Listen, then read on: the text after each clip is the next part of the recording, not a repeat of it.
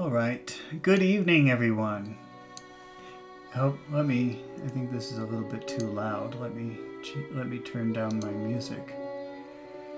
Tonight we are going to finish the final 2 chapters of David Copperfield by Charles Dickens. It's been a long time, maybe close to half a year. I have to check when I started this. Well, these are 2 short chapters, it looks like, so it shouldn't take too long to read through them, but I'm a little sad. Actually, I'm going to have to reread about 10 chapters because there's some kind of weird copyright issue.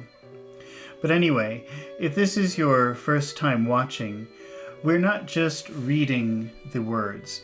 We are stopping and talking about interesting vocabulary words that maybe could be useful for you, or interesting phrases. So if you're watching this live, then I encourage you to make questions, ask questions as we go. If you don't ask questions, then I probably will just stop sometimes when I think there's a useful word for you, or when I think there's an interesting expression for you. Okay, so don't be shy, ask questions, make comments. That's the whole point of this video. Now, let's get started with the final 2 chapters of David Copperfield. And chapter 63 is titled, A Visitor. It still seems loud. That music seems pretty loud. Let me just turn that down a little bit more. I don't want to ruin the final 2 chapters. Okay.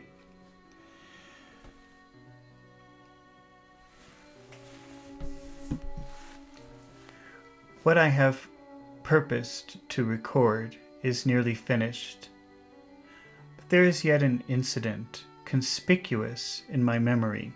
We've talked about that word conspicuous before. Conspicuous means easy to see, easy to notice. So inconspicuous means not easy to see. That's very common to use the word inconspicuous. It means not easy to notice, not easy to see. But conspicuous means very easy to see, stands out, something like that. So an incident very conspicuous in my memory means one memory very easy to see, very easy to notice.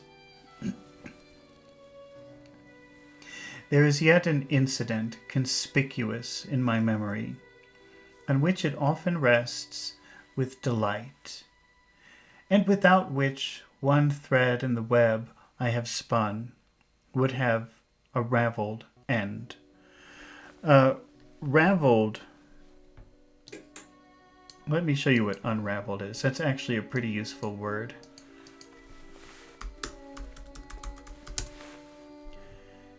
You probably have had this experience. Did you ever... Oh wait, let me find another picture. Did you ever have a situation where you had some clothes or something? Like a sweater, like this? Did you ever do that? And then you pull the string and then it starts coming apart. This is unraveled. This is what unraveled means. Or look at this. Unraveled. This happens to knitted things. This is an unraveled sleeve or cuff. That's a cuff. So raveled must mean very neat, very clean. Jane Rocha says, "Good evening, Professor. Peace and harmony to everyone. Thank you very much for sharing another very interesting video lesson." Well, thank you for joining us. Don't forget to ask questions or make comments as we go. Don't think you're interrupting me. I want you to ask questions and make comments. All right. So raveled, that must mean he's saying if I don't talk about this, then the story cannot be raveled. It cannot be clean. I had advanced in fame and fortune. My domestic joy was perfect. I had been married 10 happy years.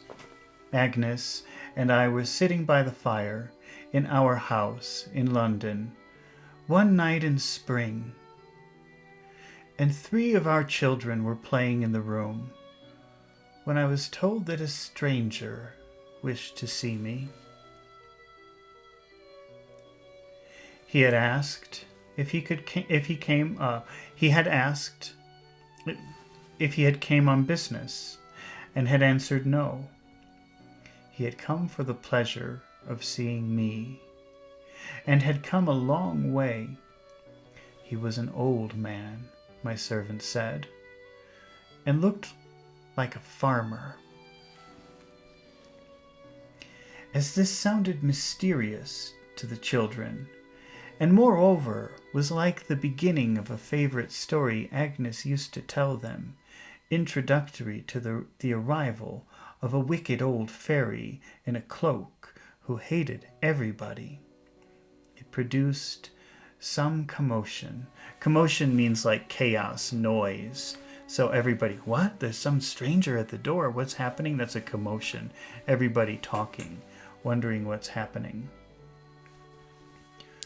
One of our boys laid his head in his mother's lap to be out of harm's way, and little Agnes, our eldest child, left her doll in a chair to represent her, and thrust out her little heap of golden curls.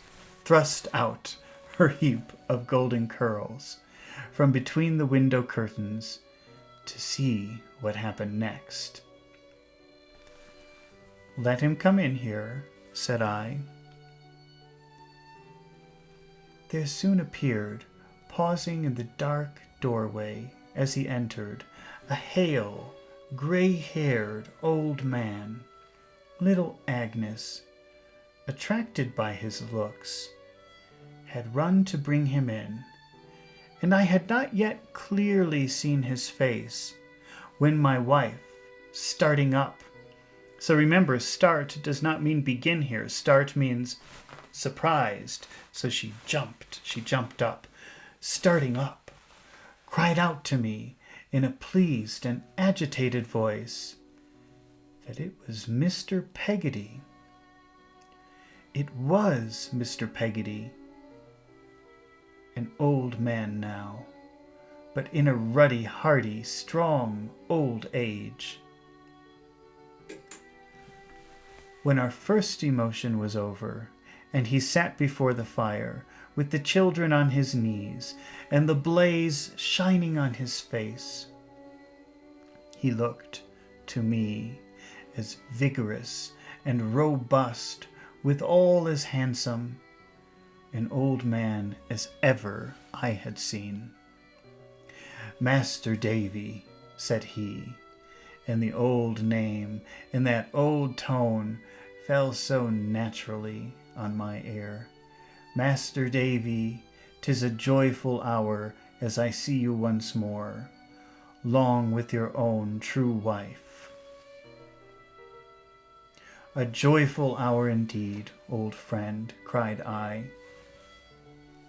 "And these here pretty ones," said Mr. Peggotty, "to look at these here flowers, why, Master Davy, you was but the height of the littlest of these when I first see you, when Emily weren't no bigger, and our poor lad were but a lad." Lad is just another word for boy. Time has changed me more than it has changed you since then," said I.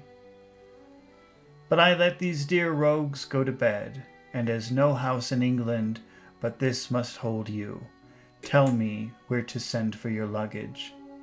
Is the old black bag among it, that went so far, I wonder?" And then, over a glass of Yarmouth grog, that's just a drink, grog, we will have the tidings of 10 years. "Are you alone?" asked Agnes. "Yes, ma'am," he said, kissing her hand. "Quite alone." We sat him between us, not knowing how to give him welcome enough. And as I began to listen to this old, familiar voice, I could have fancied he was still pursuing his long journey in search of his darling niece. "It's a mort of water," said Mr. Peggotty, "for to come across and only stay a matter of 4 weeks. But water, specially when 'tis salt, comes natural to me, and friends is dear, and I am here, which is verse," said Mr. Peggotty, surprised to find it out, though I hadn't such intentions. "Are you going back those many thousand miles so soon?" asked Agnes. "Yes, ma'am," he returned. "I give the promise to Em'ly afore I come away. You see, I don't grow younger as the years come round, and if I hadn't sailed as 'twas most like I should never have done it, and it's allus been on my mind, as I must come and see Master Davy and your own sweet blooming self in your wedded happiness afore I got to be too old." So the only reason Mr. Peggotty came to visit was because he wanted to see Davy and Agnes happily married and having children before he died. He looked at us as if he could never feast his eyes on us sufficiently. Agnes laughingly put back some scattered locks of his gray hair, that he might see us better. "And now tell us," said I, everything relating to your fortunes." "Our fortunes, Master Davy," he rejoined, "is soon told. We haven't fared nohows, but fared to thrive. We've allus thrived." So he's saying we've done very well in Australia. "We've worked as we ought, and maybe we lived a little harder at first or so, but we've allus thrived. What with sheep farming, and what with stock farming, and what with one thing and what with the other, we are all as well to do as well could be. There's been kinder a blessing fell upon us," said Mr. Peggotty, reverentially inclining his head, "and we've done naught but prosper, that is, in the long run. If not yesterday, why then today? If not today, why then tomorrow?" "And Emily?" said Agnes and I both together. "Emily," said he, "arter you left her, ma'am, and I never heard her saying of her prayers at night to other side of the canvas screen when she was settled in the bush. But what I heard your name, in arter she and me lost sight of Master Davy." Sorry, he's got a very weird accent, so the way this is written is very strange. But he's saying, "Well, I used to hear her when she was praying at night. She always would mention your name, Agnes." That's what I'm understanding. I don't understand it very well either. Oh my, there's been some questions here. Jane Roca says, "What is the meaning of hail and height?" Okay, well, you have to keep. I'll look up the word hail because I don't know what that is actually. Hail, strong and healthy. So especially if it's an older person, but that's not really a word in that people use in contemporary English.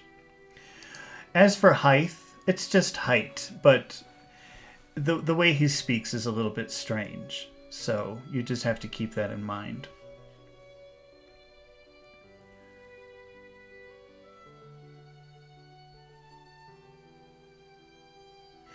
That there shining down was that low at first that if she had knowed... if you don't understand this, don't worry. I don't exactly understand it either because he speaks a very strange dialect of English and it's hard to translate. But I'll explain what I understand from it when we get to the end of the paragraph. So don't worry if you're saying, what? Okay, let's see. "'Tis my opinion she'd have drooped away." wait. Let me start over here. At first that, if she'd knowed then what Master Davy kept from us so kind and thoughtful, 'tis my opinion she'd have drooped away. But there was some poor folks aboard as had illness among them, and she took care of them. And there was the children in our company. She took care of them, and she got to be busy and to be doing good, and that helped her. Well, when they left for Australia, it was kind of a dramatic exit. It's really hard to explain the reason why they had to go to Australia. It's a very long book and so many things happened. But let's just say, because I can't explain the whole story now, but let's just say some very horrible things happened before they left for Australia. They were actually on the boat, and Davy was going to say goodbye to them forever. But there was some horrible news, and Davy decided not to tell them the horrible news because he knew that if he told them this horrible news, they wouldn't go. And it was important for them to go. So he kept it a secret so that, by the time they discovered the news, it would already be too late for them to turn around. And he's saying, if you had told her that news on that day, she probably would have died. But thankfully, there were little babies on the boat and sick people on the boat, and she occupied her time taking care of these people. That's what he's saying in that paragraph. When did she first hear of it? I asked. So he's asking, when did she first hear the bad news? I kept it from her, arter I heard it on it, said Mr. Peggotty. Going on nigh a year. We was living then in a solitary place, but among the beautifulest trees, and with the roses a covering our being to the roof. There come along one day when I was out a-working on the land, a traveller from our own Norfolk or Suffolk in England, I don't rightly mind which. And of course we took him in and give him to eat and drink and made him welcome. We all do that, all the colony over. He'd got an old newspaper with him and some other account in print of the storm. That's how she knowed it. When I came home at night, I found she knowed it. So she only discovered the bad news a year after they had been in Australia. He dropped his voice as he said these words, and the gravity I so well remembered overspread his face. Did it change her much? We asked. Aye. For a good long time, he said, shaking his head. If not to this present hour, but I think the solitude done her good, and she had a good deal mind in the way of poultry and the like, and minded of it, and come through, I wonder, he said thoughtfully, if you could see my Emily now, Master Davy, whether you'd know her. So they said, well, did that news change her? Yes, maybe even now she's still very much changed because of the news, but not in a bad way. And he's saying, if you could only see her now, maybe you wouldn't even recognize her. Davy said, is she so altered? Did she really change that much? I don't know. I see her every day and don't know. But odd times I thought so. A slight figure, said Mr. Peggotty, looking at the fire, kinder worn, soft, sorrowful, blue eyes, a delicate face, a pretty head, leaning a little down, a quiet voice and way, timid almost. That's Emily. We silently observed him as he sat still looking at the fire. Some thinks, he said, as her affection was ill bestowed. That word bestow means give. We've seen that several times. And when you put ill in front of something, that means it's bad, illegal, ill-gotten. That means you received it maybe by stealing. So ill bestowed means she gave her love. Ill bestowed, that means she gave it to the wrong person. She gave her love to the wrong person. Some thinks, he said, as her affection was ill bestowed. Some, as her marriage was broken off by death. Oh, maybe they don't tell people Emily's history, which is an interesting history. So she doesn't want to get married or have a boyfriend or anything because she had a very horrible experience when she was younger. That's why they had to move to Australia. And so I guess they just tell people, oh, she has a broken heart or her husband died. They give excuses as to why she's not married. No one knows how 'tis. She might have married well a mort of times. But uncle, she says to me, that's gone forever. Cheerful along with me, retired when others is by, fond of going any distance for to teach a child, or for to tend a sick person, or for to do some kindness towards a young girl's wedding, and she's done a many, but she's never seen one. Fondly loving of her uncle, patient, liked by young and old, sought out by all that has any trouble, that's Emily. So she doesn't want to have a boyfriend or get married. She's finished with that.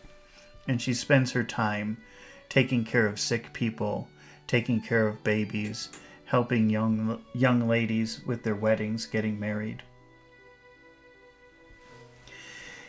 He drew up his hand across his face. To draw doesn't mean to make pictures. It does mean that, but also it means to bring forward, to extract. So when it says he drew up his hand to his face, it just means he brought his hands to his face. He drew his hands across his face,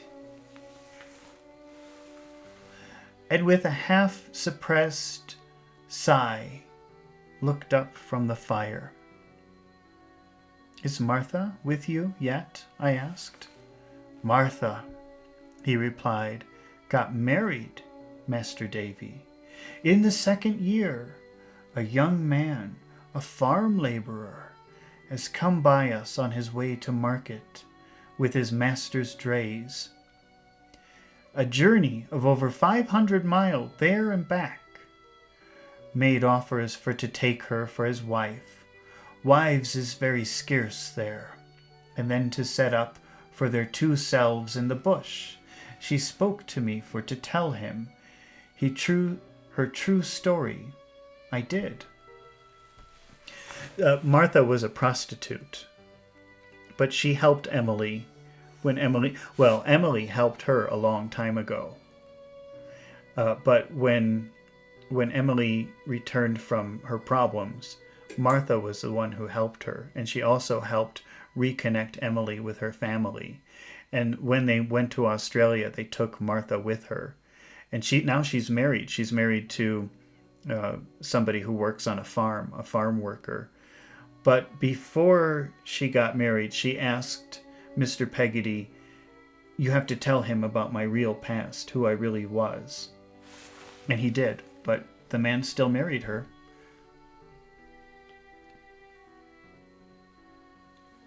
They was married, and they live 400 mile away from any voices but their own and the singing birds. Mrs. Gummidge, I suggested. It was a pleasant key to touch, for Mr. Peggotty suddenly burst into a roar of laughter and rubbed his hand up and down his legs, as he had been accustomed to do when he enjoyed himself in the long shipwrecked boat. Would you believe it, he said, Why, someone even made offer for to marry her. She's a miserable old woman. So that's why he's laughing. What happened to Mrs. Gummidge? And he starts laughing. Can you believe it? Somebody wanted to marry her.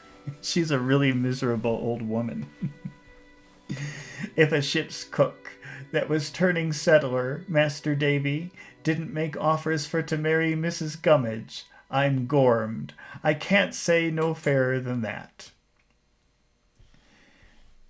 I never saw Agnes laugh so.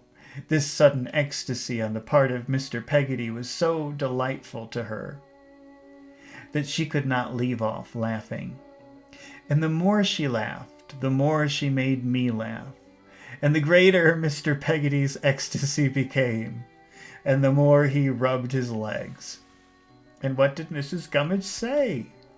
I asked. And when I was grave enough. If you'll believe me, returned Mr. Peggotty, Mrs. Gummidge, 'stead of saying thank you, I'm much obleeged to you, I ain't a-going for to change my condition at my time of life, upped with a bucket as was standing by and laid it over their ship's cook head till he sung out for help, and I went and rescued him. So when this man proposed to her, she took a bucket and put it over his head. And Mr. Peggotty had to go and save him from being beat by her. Mr. Peggotty burst into a great roar of laughter again, and Agnes and I both kept him company. But I must say, for the good creature, he resumed, wiping his face, when we were quite exhausted, she's been all she said she'd be to us, and more. She's the willingest and truest and honestest helping woman, Master Davy, as ever drawed the breath of life. So again, remember, draw doesn't just mean making pictures. That's drawing a breath. Drawing a breath. Drawing means like take, extract. I have never knowed her to be lone and lorn for a single minute, not even when the colony was all afore us, and we was new to it. And thinking of the old un is a thing she never done, I do assure you, since she left England. So she was a very sad old woman. Her husband and her children, I don't know if she had children, but all of her family was dead, and she was all alone. And Mr. Peggotty, who's not a relative, he's just a nice man, he took her in and he let her live there with his family. But she was never happy. She used to just sit in a corner and cry and say horrible things, and she was just very depressed. But when they were leaving for Australia, Mr. Peggotty thought, well, she's an old woman. She does not want to go on this boat and travel all the way to Australia. So before he left, he did a couple of things. He found her a place to live, and he made some kind of contract with a bank so that every year she would receive enough money to live. And he's not a rich man. He was a fisherman. But he did this because he felt that he needed to take care of her. So when they were getting ready to leave, he said, don't worry, okay? He didn't ask her to go because he didn't think she wanted to. And anyway, she's a very unpleasant person to be around. So he explained to her when they were getting ready to leave, look, I've got this place for you to stay. You won't be homeless. And I've made this deal with the bank. Every year they will give you enough money for food and for whatever you need. And it was very sad. She begged. She said, oh, please don't leave me here. I know I've been horrible. I know I've been a horrible, rotten old woman, but please don't leave me here. I can't be alone. If you take me with, I promise I'll never complain. I'll never say anything bad. I'll never be depressed. I'll always be happy. And she was very sad and she was crying. So, of course, Mr. Peggotty took her with them. And he said, and she did that. She's always happy. She's always good. She never complains. Mr. Peggotty, with a smile, put his hand in his breast pocket and produced a flat folded paper parcel, from which he took out, with much care, a little odd-looking newspaper. "You are to understand, Master Davy," said he, "as we have left the bush now, being so well-to-do." So that to be well-to-do means to have a lot of money, to be wealthy. So they farmed, and they made a lot of money, and have gone right away round to Port Middlebay Harbour, where there's what we call a town. "Mr. Micawber was in the bush near you?" said I. "Bless you, yes," said Mr. Peggotty, "and turned to with a will. I never wish to meet a better gentleman for turning to with a will. I've seen that there bald head of his, as perspiring in the sun, Master Davy, till I almost thought it would have melted away. And now he's a magistrate." A magistrate is like a judge. Mr. Micawber, who's bald, went with them to Australia, and he had to work. He's not a laborer. He's not somebody who can work very well, but he worked in the field, and he has no hair. So Mr. Peggotty was saying he worked in the sun until his bald head, I thought it would melt like ice. And now he's a magistrate. He's a judge. He always wanted to have some kind of respectable, high position. And now he has it. "A magistrate, eh?" said I. Mr. Peggotty pointed to a certain paragraph in the newspaper, where I read aloud as follows from the Port Middlebay Times. "The public dinner to our distinguished fellow colonist and townsman, Wilkins Micawber, Esquire, Port Middlebay District Magistrate, came off yesterday in the large room of the hotel, which was crowded to suffocation. It is estimated that not fewer than 47 persons must have been accommodated with dinner at one time. Exclusive company in the passage and on the stairs. The beauty, fashion, and exclusiveness of Port Middlebay flocked to do honor to one so deservedly esteemed, so highly talented, and so widely popular, Dr. Mell, of Colonial Salem House, Grammar School, Port Middlebay, presided, and on his right sat the distinguished guest.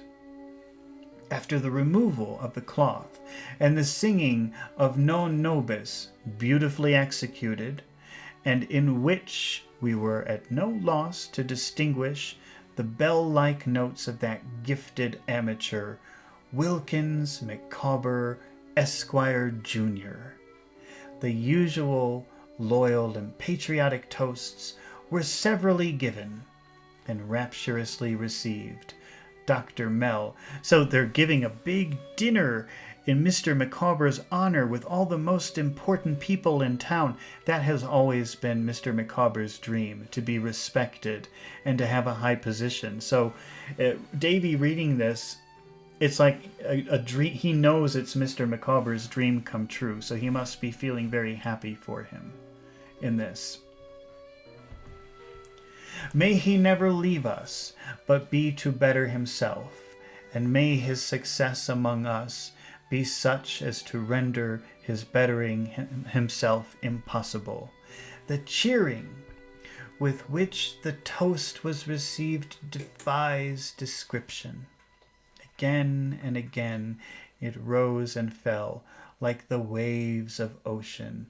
At length all was hushed, and Wilkins Micawber, Esquire, presented himself to return thanks.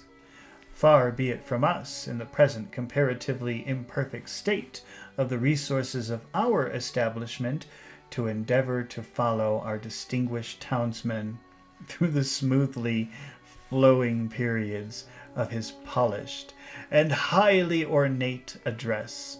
Suffice it to... By the way, address here means speech. Address, listen to the accent. Address. That's number 10 Main Street. That's where you live. That's your address. Address is a verb, or it could be a noun, which means speech. It's spelled the same way, but it sounds a little bit different. Suffice it to observe that it was a masterpiece of eloquence, and that those passages in which he more particularly traced his own successful career to its source, and warned the younger portion of his auditory from the shoals of ever-incurring pecuniary liabilities, which they were unable to liquidate, brought a tear into the manliest eye present. The remaining toasts were Dr. Mell, Mrs. Micawber, who gracefully bowed her acknowledgments from the side door, where a galaxy of beauty was elevated on chairs, at once to witness and adorn the gratifying scene. Mrs. Ridger Beggs, late Miss Micawber, Mrs. Mell, Wilkins Micawber, Esquire, Jr., who convulsed the assembly by humorously remarking that he found himself unable to return thanks in a speech, but would do so with their permission in a song. Mrs. Micawber's family, well known in its needless to remark in the mother country, etc., etc., etc. And the conclusion of the proceedings, the tables were cleared, if by art magic, for dancing. Among the votaries of Terpsichore, who disported themselves until Soul gave warning for departure, Wilkins Micawber, Esquire, Jr., and the lovely and accomplished Miss Helena, fourth daughter of Dr. Mell, were particularly remarkable. I was looking back to the name of Dr. Mell, pleased to have discovered in these happier circumstances Mr. Mell, formerly poor pinched usher to my Middlesex magistrate. When Mr. Peggotty pointed to another part of the paper, my eyes rested on my own name, and I read thus: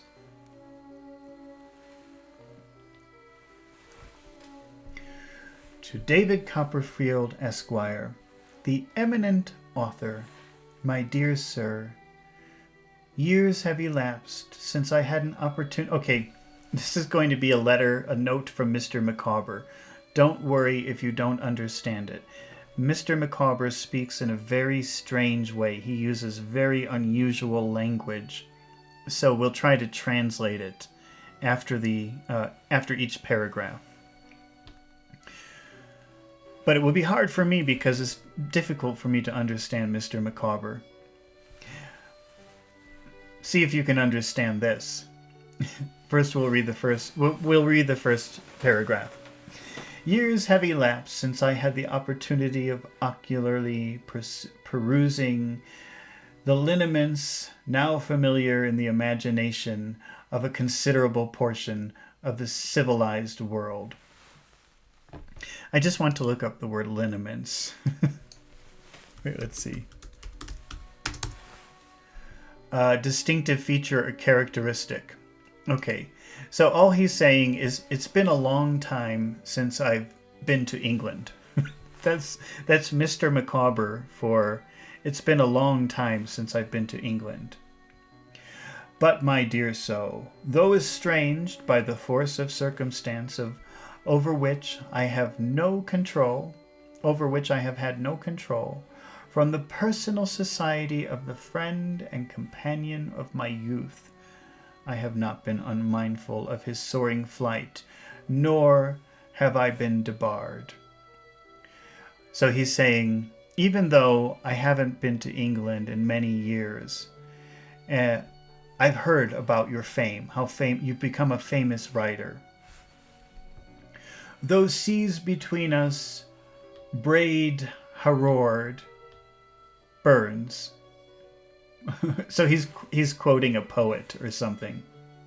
From participating in the intellectual feasts he has spread before us, I cannot therefore allow of the departure from this place of an individual whom we mutually respect and esteem, without, my dear sir, taking this public opportunity of thanking you on my own behalf, and I may undertake to add on that of the whole of the inhabitants of Port Middlebay, for the gratification of which you are the ministering agent.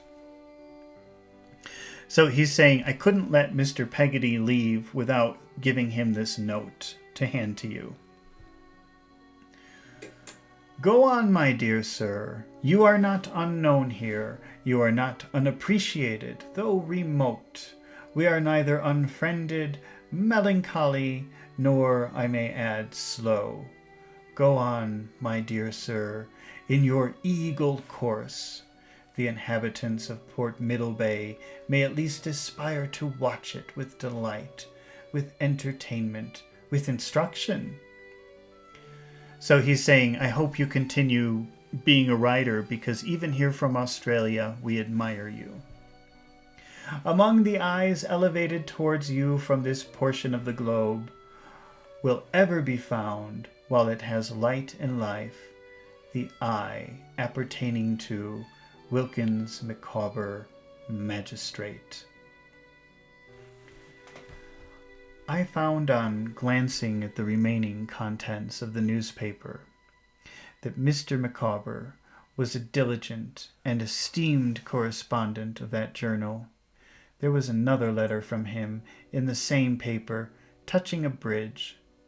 There was an advertisement of a collection of similar letters by him, to be shortly republished in a neat volume with considerable additions, and unless I am very much mistaken, the leading article was his also.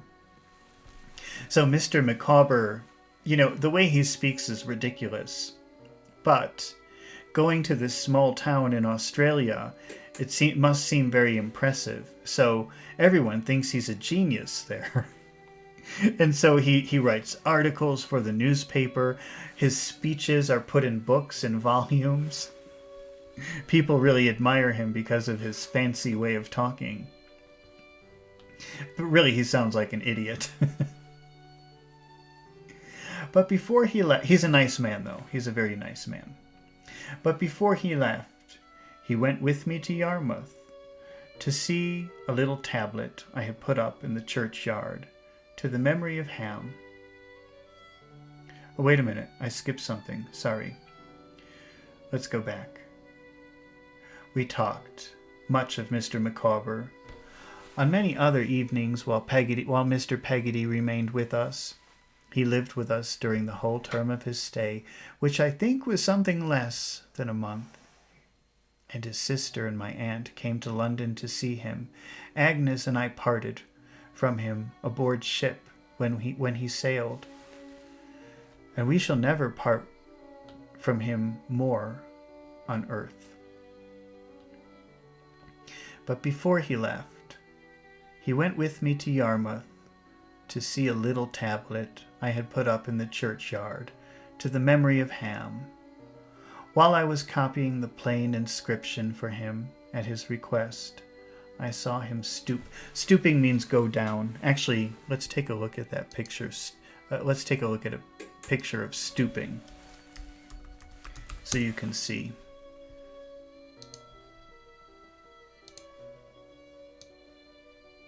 Here, this is maybe a good one. This is stooping. So imagine you're walking down the street and you see some money sitting on the street. Has that ever happened to you? I get very lucky with that. I find money all the time like that. What you do is you stoop down to pick up the money. It's kind of like bend down. But I think stoop is also with your legs. So if you're using your legs a little bit more. Or if you're touching the ground, then you use stoop.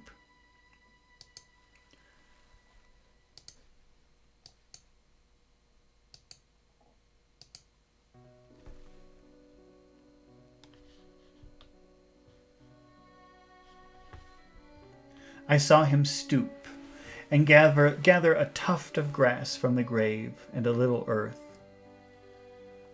For Emily, he said, as he put it at his breast, I promised, Master Davy. All right, this is the final chapter of David Copperfield, chapter 64, a last retrospect.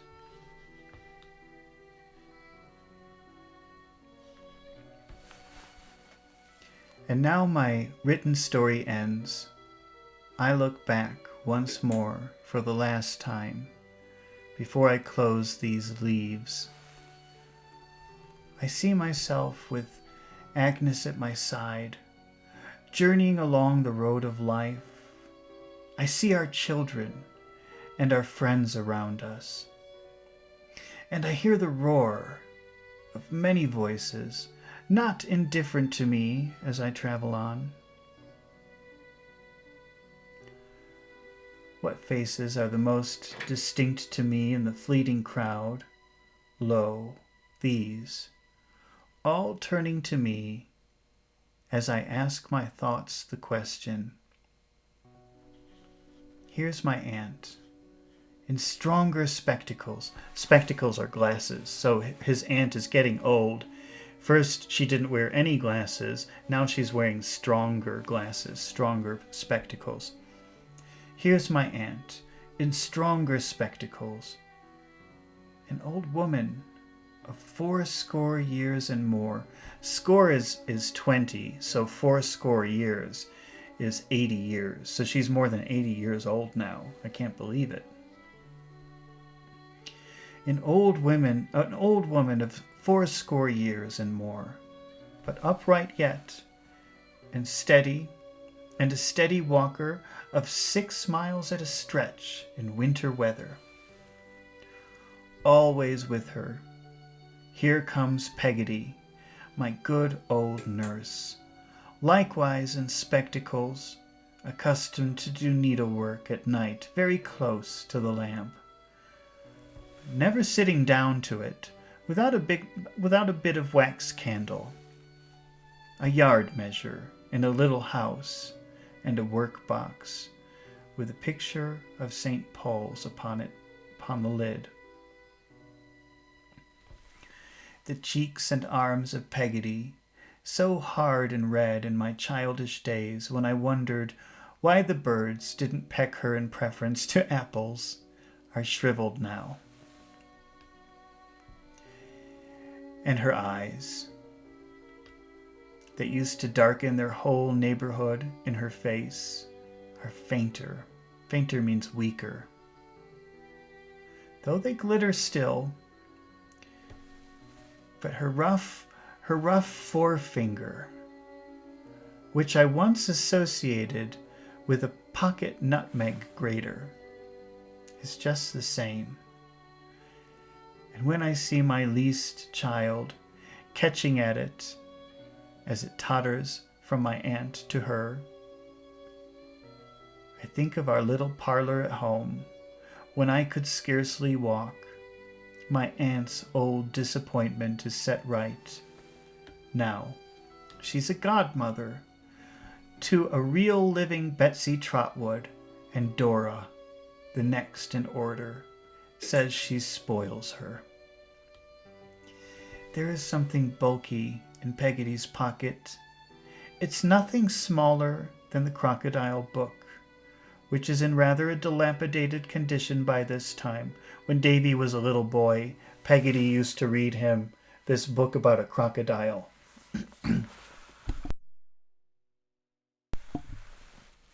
And when his mother died and Peggotty moved back to her home, she always kept a little room for Davy wherever she lived. So just in case he ever needed a place to stay, he could stay there. And she always kept that little crocodile book in his room. And he did stay there several times, and he always was amazed when he saw the crocodile book. And now she keeps it in her pocket, and she reads it to his children.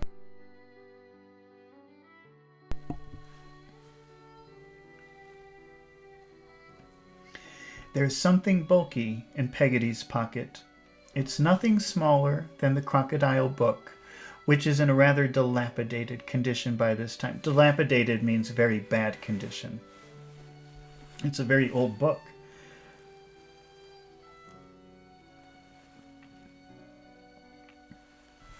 With divers of the leaves torn and stitched across, but which Peggotty exhibits to the children as a precious relic.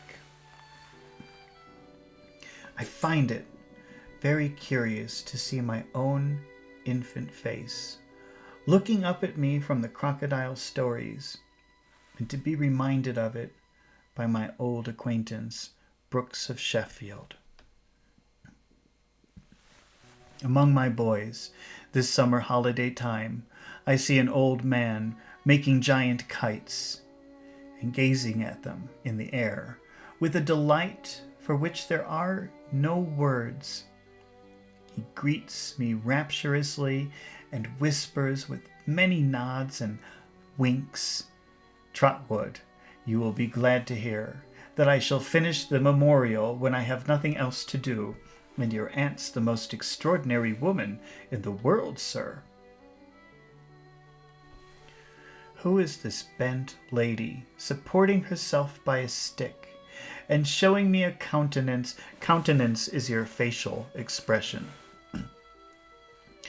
And showing me a countenance in which there are some traces of old pride and beauty, feebly contending with a querulous imbecile, fretful wandering of the mind.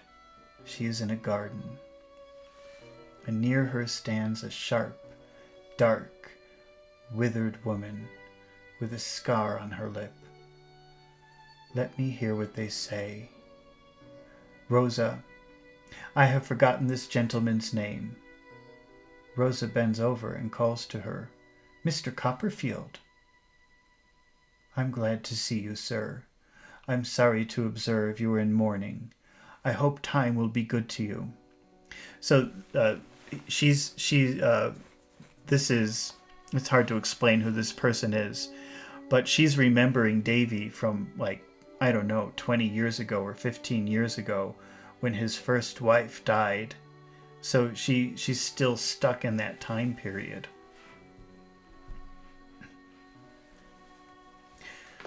"You have seen my son, sir?" says the elder.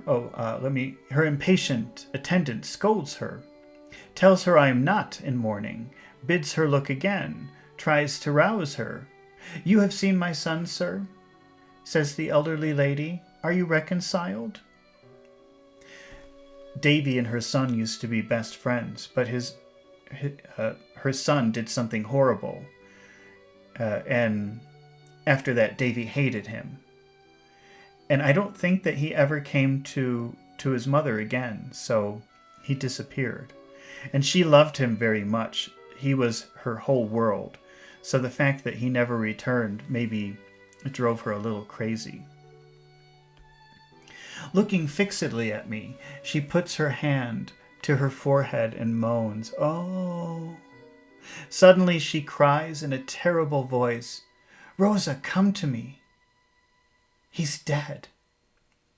Rosa, kneeling at her feet, by turns caresses her and quarrels with her. Quarrel means argue, fight, and quarrels with her, now fiercely telling her, "I loved him better than you ever did," and now soothing her to sleep on her breast like a sick child. Thus I leave them. Thus I always find them. Thus they wear their time away from year to year.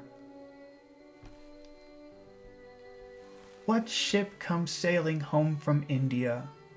And what English lady is this, married to a growling old Scotch Croesus with great flaps of ears. Can this be Julia Mills?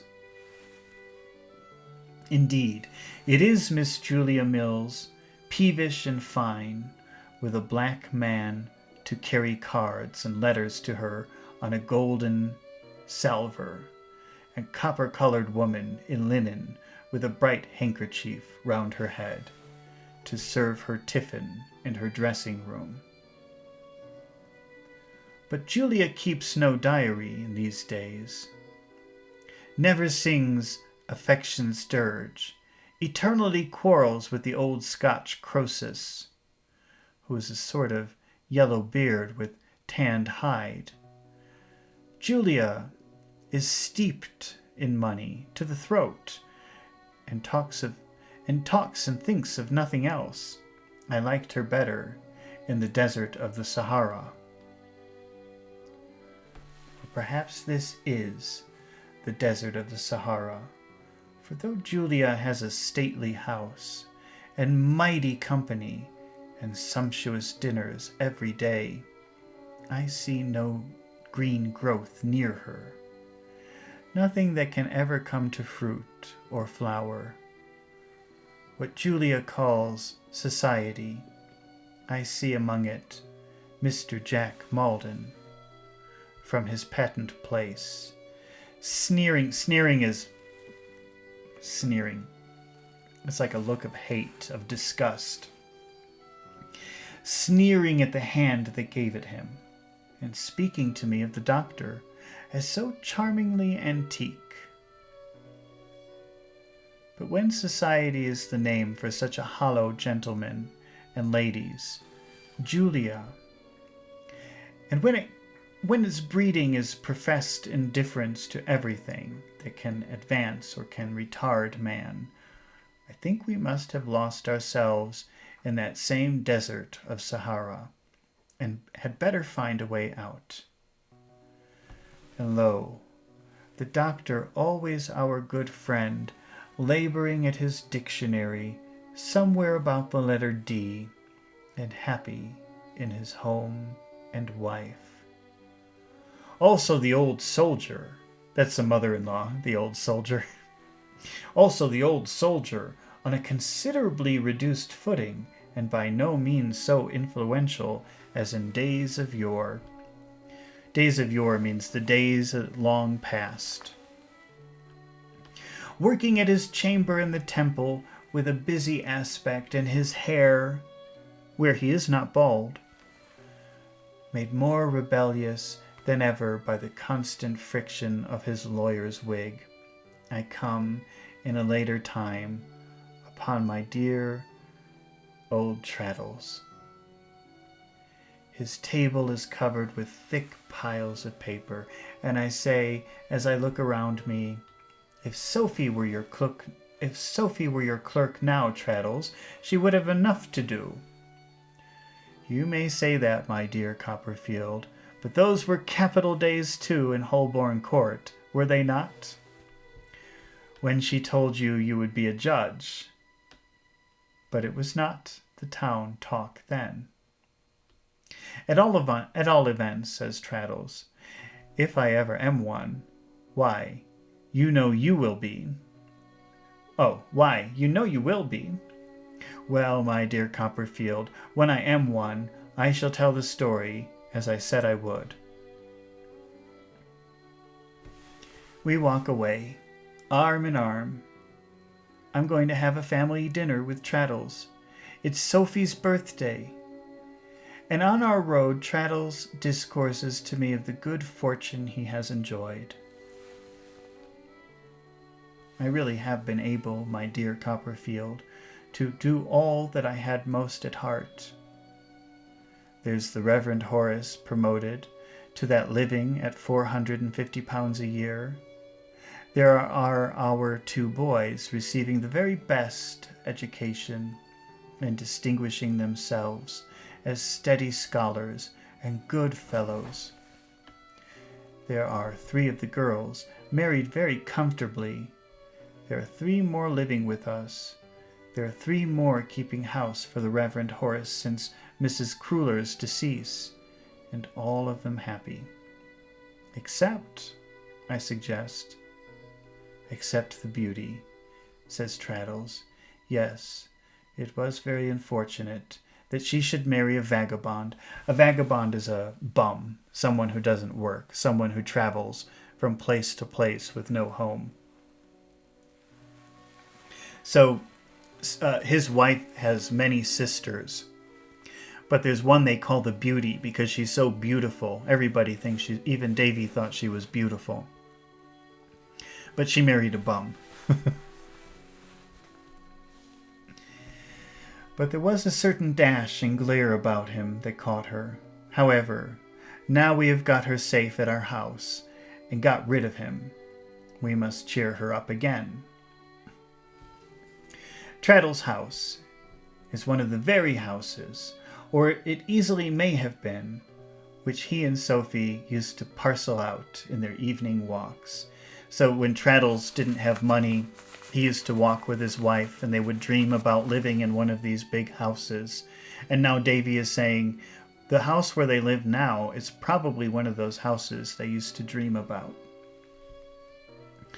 It is a large house, but Traddles keeps his papers in his dressing room, and his boots with his papers, and he and Sophie squeeze themselves up into the upper rooms, reserving the best bedrooms for the Beauty and the girls. The girls are her sisters.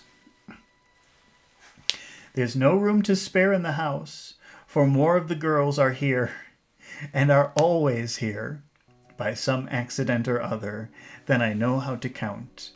Here, when we go in, is a crowd of them, running down to the door, and handing Traddles about to be kissed, until he is out of breath. Here, established in perpetuity, is the poor Beauty, a widow with a little girl. Here, at dinner on Sophie's birthday, are the 3 married girls, with their 3 husbands, and one of the husband's brothers, and another husband's cousin, and another husband's sister, who appears to me to be engaged to the cousin, Traddles. Exactly the same, simple, unaffected.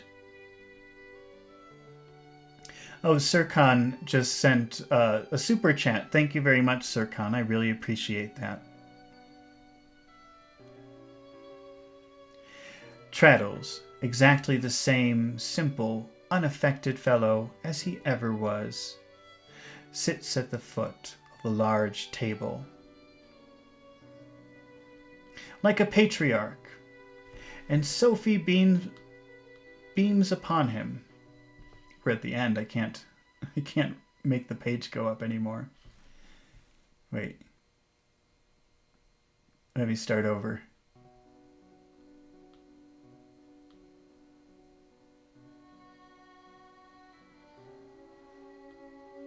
Traddles, exactly the same simple, unaffected fellow as he ever was, sits at the foot of the large table like a patriarch, and Sophie beams like it's like bringing forth light, showing light.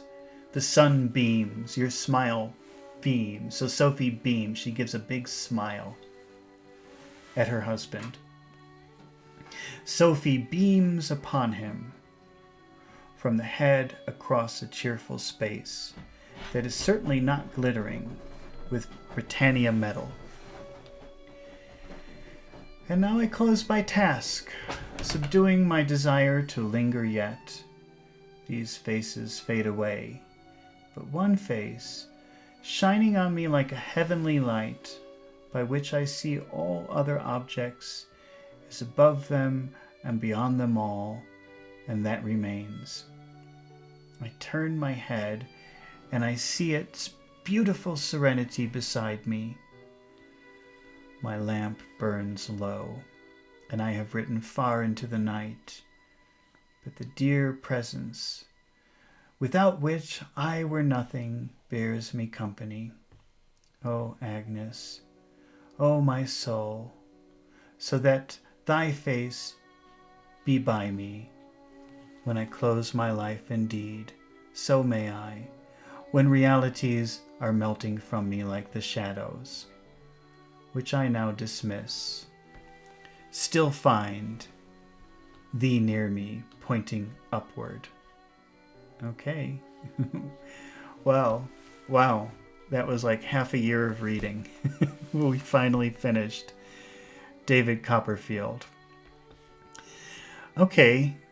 Well, I guess I'll be starting a new book pretty soon. Well, no. I'm going to reread about 10 chapters of this book because I have some weird copyright thing, and I can't fix it. So I'm just going to reread those chapters to avoid any problems with copyrights of music that I paid for.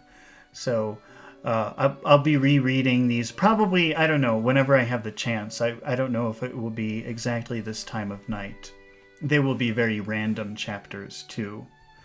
But thank you very much for listening, and thank you for your questions. And Sirkan, thank you very much for your super chat. And I will see you again very soon, starting a new book. But first I'm going to reread some of these chapters. All right. Well, have a good night, and I'll see you later. Bye-bye.